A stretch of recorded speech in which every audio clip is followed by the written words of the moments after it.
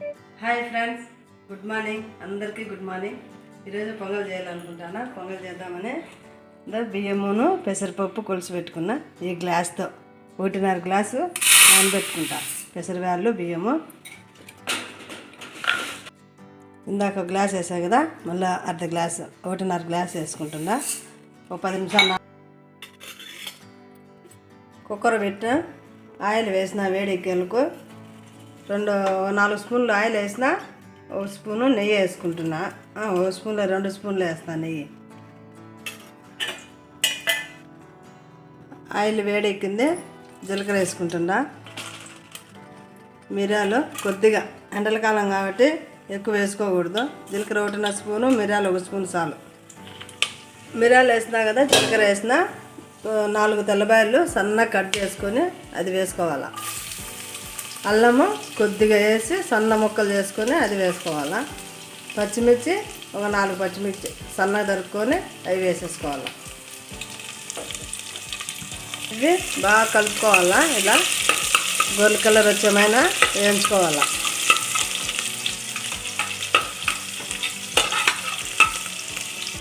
ఒకటిన్నర గ్లాసు బియ్యం కదా, 3 గ్లాసులు నీళ్ళు వేసుకున్నాం.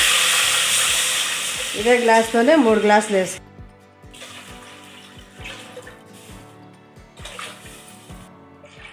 4 గ్లాసులు వేసుకోవాలి. 3 చెప్పిన, సారీ, 4 వేసుకుంటే కదా పొంగలి బాగా మెత్తగా ఉడకాలంటే. 4 గ్లాసులు వేసిన సరిపోతాయి.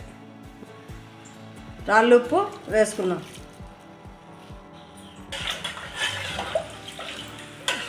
ఎసురు కాగిన తర్వాత బియ్యం వేద్దాం.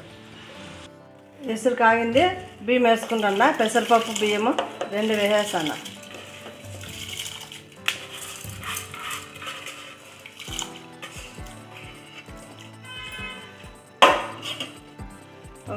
ఇలా కలిపెట్టుకోవాలా. కలిపెట్టేసి మూత పెట్టేస్తే ఒక 4 విజిల్ రానిచ్చేసి ఆఫ్ చేసేద్దాం. పొంగల్ రెడీ అయిపోయింది. పొంగల్ వేయకి ఆయిల్ పెనం పెట్టి నెయ్యి వేస్తున్నా. నెయ్యి వేసుకొని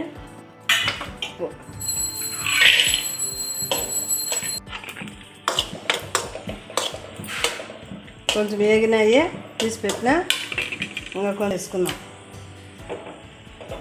వేస్తుందా, జీడిపప్పు వేసుకున్నామంటే బాగుంటుంది. రెడీ అయిపోయింది పొంగలి. పైన కొంచెం నేతిలో జీడిపప్పు వేయించుకొని వేసుకుంటే కన్నా టేస్ట్ గమ అని ఉంటుంది. తినడానికి కూడా బాగుంటుంది. జీడిపప్పు ఖచ్చితంగా వేయాలి పొంగల్లో.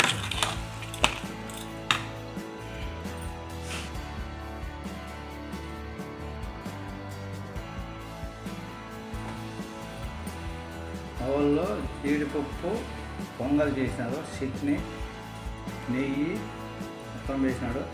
టేస్ట్ మాత్రం చూస్తాం ఎట్లున్నది. ఈరోజు సూపర్గా ఉంది. మీరు కూడా బాగా చేసుకుని తినండి. మీరు సబ్స్క్రైబ్ మాత్రం చేయండి వాళ్ళు.